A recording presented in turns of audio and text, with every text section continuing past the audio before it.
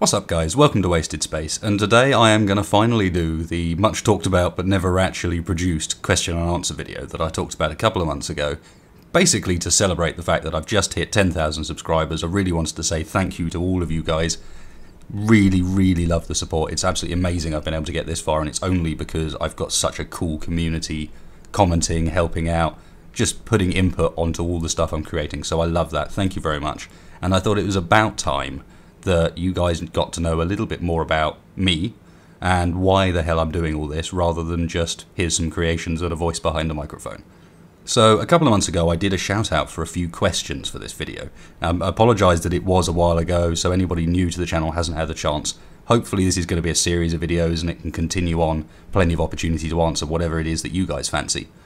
But to begin with, we're going to go through just a few entry questions, the obvious ones, and then maybe things will get more interesting later down the line once you guys are kind of filled in on the basics. So kicking off with a question from Jan, great guy who's been following the channel for a long time and really helping out, is where does the name Wasted Space comes from? Which is a really good question. This all started back at university for me. So about 10 years ago, I went to university with a couple of friends from school and then met a whole bunch of people during the first year on campus. We were in this weird situation where the net was closed. We had very fast internet for downloading, but no ability to connect online through anything other than HTTP protocols. So basically it meant that you couldn't play games. It was impossible to play games online. So what ended up happening, because everyone was still obviously really wanting to play games but we couldn't get at anything, was inside the campus LAN, which was 8,000, 10,000 people, a lot of people, built up this Counter-Strike and natural selection community to the point where at any given time there would be a couple of servers up, 40, 50 people playing, and this could be 3 o'clock in the morning, there would still be people playing. And everybody got to know each other, everybody got to recognise names, you knew how good everybody was, you knew all the foibles, the traits, and from that formed 3 clans that ended up playing a league throughout the whole of that year. Sort of got quite bitter rivalry by the end of it, because of course we've been in these things fighting against the same guys over and over, and it got bitter but very fun. And so when we left campus, we moved off campus for our second year of university, we ended up all in the same street in different student houses. And so the group of us that ended up in that street decided to continue things and create a Counter-Strike clan to play outside of university. And actually now we've got the internet available, which was wonderful. And we actually did pretty well. We ended up doing pretty well both in the UK and in Europe. I mean, it wasn't absolutely amazing professional level stuff, but we were up there in the amateur leagues right near the top, and we had an amazingly good time. It was a wicked year, and the name of that clan was Wasted. So we played under the name Wasted for a long time, and then when we finally went our own separate ways at the end of university, of course Wasted died, but I retained the domain names and I retained a lot of really cool memories. So they'll probably put some clips in the background here of a video, the very first video I ever made when I was doing, first time, picked up a video editing program and went, I want to make a video of my clan playing Counter-Strike, just as a memoir almost. So I'll have that running in the background, and this is me and the guys in 2004, 2005 playing Counter-Strike in clan matches. And of course that all went on, and I missed the name, wanted to keep using it for something. And when I came to create this channel, I found out that my usual name, and the name I use online up until this point, which was Blue, B-L-U, and it was the name I was using when I was playing Counter-Strike as well, was of course taken. It's a 3-letter word. You cannot expect anything else. And so as kind of a tribute, I brought back the Wasted name, although with space tacked on the end of it, just to make it noticeably different, and at the same time a little bit as a tribute to my physics teacher at school, who I used to wind up no end. I was not a very nice kid, let's be honest. I used to wind up no end whenever he made a mistake, and he would always turn around and say, John, you are a total waste of space. And I don't know, it just kind of came together, and I found that that was an amusing little end to the story where I'm now playing a physics-based space game with the name Wasted Space on YouTube. And let's be clear, he was an alright guy. I don't have any problems with him. It was just, he didn't particularly like me, and I was probably quite a bit of a douche. So that's where the name Wasted Space comes from. Next up, we've got a question from Mac Jangles, who's actually quite a good friend of mine. I've known him for quite a long time. But he threw out a really interesting one, so I'd include it in here. And that is, what would I most like to see in Medieval Engineers that isn't currently in the game? And the answer to that is 100%. I have no question. Water.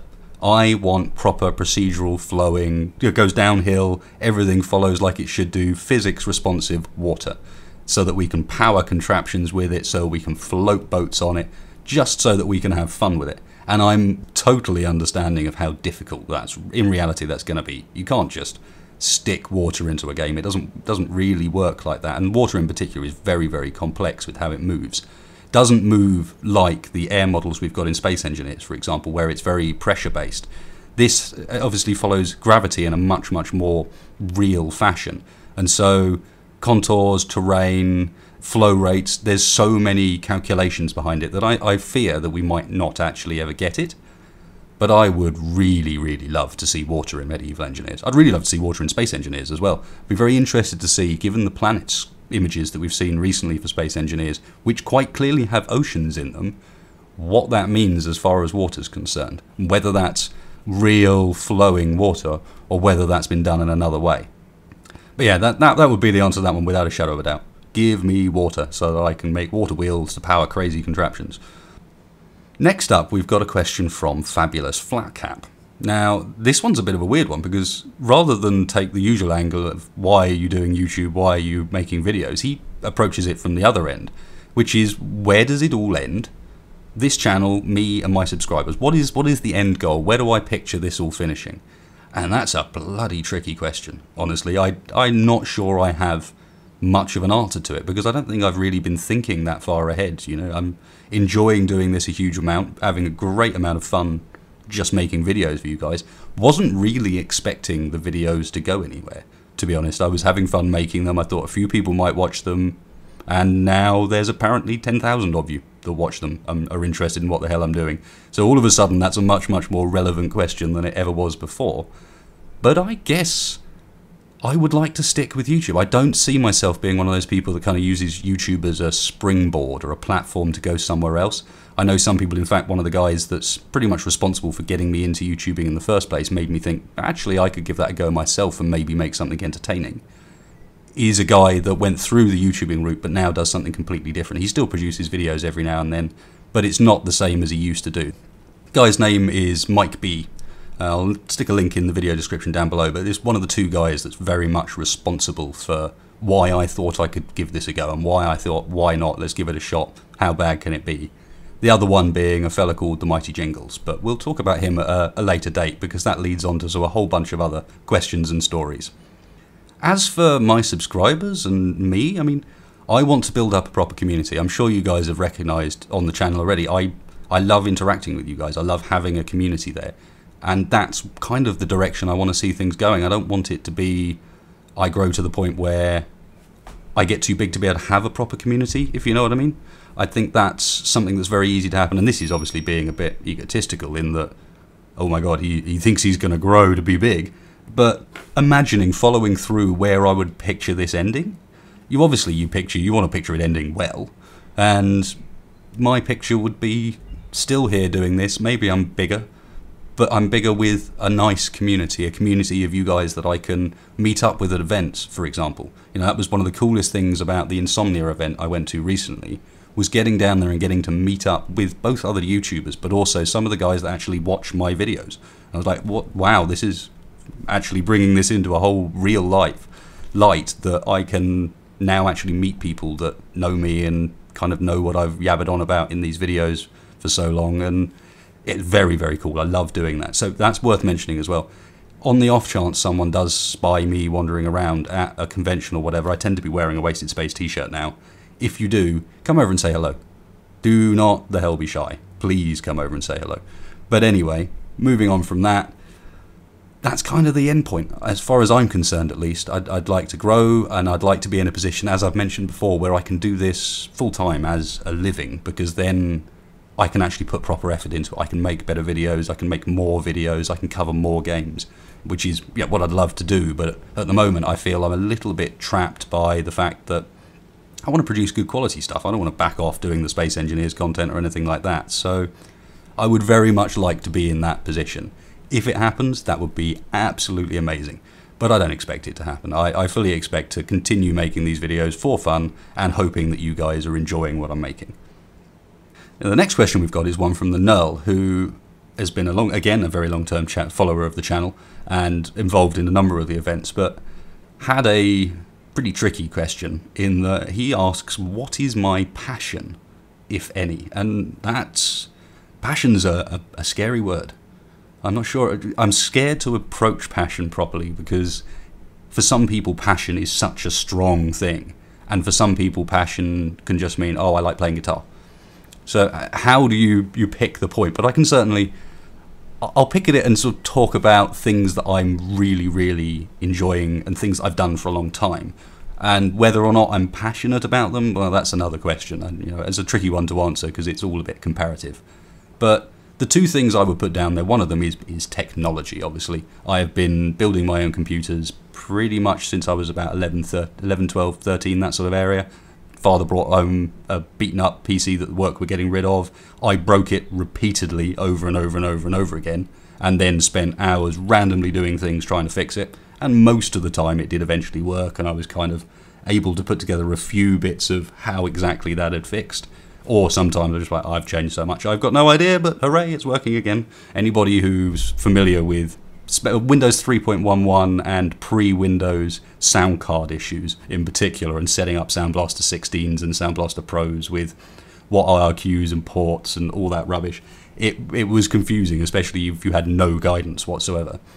And then since then, I've been building my own rigs. I don't throw a lot of money at it. My rigs are not massively expensive. I just think they're very well chosen and well maintained. And on top of that, I love doing technological sort of things that involve technology. So I spent a number of years, I haven't been doing so much recently, but I spent a number of years racing remote control cars, simply because for me it was the perfect combination of electrics, batteries, motors, and then Lego, pretty much. It's the same attraction that I have with Space Engineers. It's the same attraction I have with airsofting, which some of you will know I do as well. There is this whole sitting down, teching away on stuff Lego thing that I absolutely love. I like tweaking things. I like having a set of screwdrivers and a set of pliers, have everything laid out, and sit down for 3 hours and get nice and covered in oil, and probably break it in the meanwhile, but you've learned something at the end of it. And eventually you'll sit down, and at the end of it you can actually say, hey, look, I made that a bit better. So it kind of expands in all sorts of different directions. The airsofting's the same, but I really like photography. I really like video editing and video making in real life as far as possible as well. I've not done very much, but it's something that really appeals to me, and I spend a lot of time thinking about, if nothing else, dreaming of things I could do that I never actually end up doing. But that's kind of a general, I guess, passion of mine, especially with the computers, especially with the PC side of things, and obviously PC gaming, but also PC related stuff too. I love messing around in After Effects and Sony Vegas. That's how come I know how to edit in the first place. It's just I sat down at university and spent ages messing around with it because I really enjoyed it. And it's the same with Adobe Photoshop. It's the same with web design. I've done bits and bobs of all sorts of stuff because I love working things out, I love tinkering, and I love technology. On top of that, I've probably got one other big thing that could be borderline called a passion, and that's I've been playing bass guitar since I was about 15. Not very good at it, let's be clear. Let's not expect massive videos of an amazing bass guitarist, but back then, it's a stupid story, so I might as well tell it. I joined a band with a bunch of my friends, had a very, very good keyboard player, jazz pianist, and we had reasonably decent guitarist, reasonably decent drummer. What we didn't have was a bassist and a singer. But we knew a bassist that could kind of fill in the roles for a bit. So the singer was the one role left. So I thought, yeah, I'll do that. I can sing, no worries.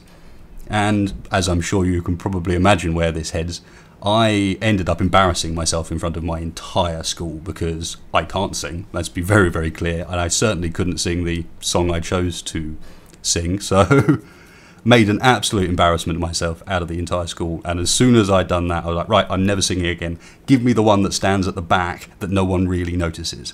And since then, I've been playing bass, having a great time with it. About 3 years ago, I started getting lessons. So I'm quite a bit better than I used to be. When I was self-taught, I was pretty terrible. But I love my basses. I love the instruments. Again, there's a bit of tech there, but there's also, how to say this, I like craftsmanship, I think is the best way. And some of these musical instruments are crafted to such levels of beauty that, you know, I really, really dig that. As you can see, a couple of my bases up on screen, and I personally think they're really pretty pieces of equipment. So I think that kind of answers the passion thing, which only leaves me the second half of his question, just to finish up on. Again, this is from the Nerl. Have you ever been approached to do commentary on BBC Wildlife, since you sound like a mellow David Attenborough? And the answer is most definitely no. I have not been approached by BBC Wildlife. I'm not sure what I would say if they did approach me. I'm not so clued up on wildlife, if I'm honest. And I'm not so convinced by the whole mellow David Attenborough thing either. But I appreciate the compliment. David Attenborough, Sir David Attenborough, is a legend, an absolute legend. So there you go, guys. That's a quick Q&A for me for this first time. I don't want to push it too long, push it too far. Hopefully you guys enjoy this sort of thing, maybe interested by what the hell I have to say, and fancy throwing out some questions. You know, throw them out about anything. I don't mind answering whatever. You know, there are a few more that I won't go into today, but for one example here is any thoughts on the video game industry these days, like anything. I'd be quite happy to answer that. I'm quite happy to talk about space engineers. I'm quite happy to talk about anything the hell you guys want, if you're interested in listening. So let me know. The other thing I want to mention is, as this is my 10,000 subscribers video, I also want to run a giveaway. So celebration, just to say thank you very, very much for getting me to 10k subs. Really, really amazing that I've ever got here. So I would like to run a giveaway. It's going to be very, very simple. Details are going to be down in the video description below. So the deal is, if you want to take part, all you've got to do is stick a comment onto this video. Doesn't matter what the hell it is, say anything you like. Just stick a comment down below, and then at the end of this week, at my live stream on Friday, I'm going to randomly select one of the comments as a winner, and you guys will get a Steam game from Steam. Anything you like, just pick a game and I'll send it to you. So yeah, stick your comments down below. Good luck with it. I'm not requiring anything else. You don't have to follow this, you don't have to subscribe to that. Just stick some comment down below, even if it's just an utter piece of garbage. Doesn't matter, you'll be entered. And then keep an eye on your YouTube inbox, because obviously that's how I'm going to have to contact you. And I'll send you a message if you are the lucky winner, and I'll announce it in the next video as well. So thanks a lot for watching, guys. Thanks a massive amount for all the support in getting me this far. Thanks for your comments, thanks for your feedback, your ideas, and of course, I'll catch you next time.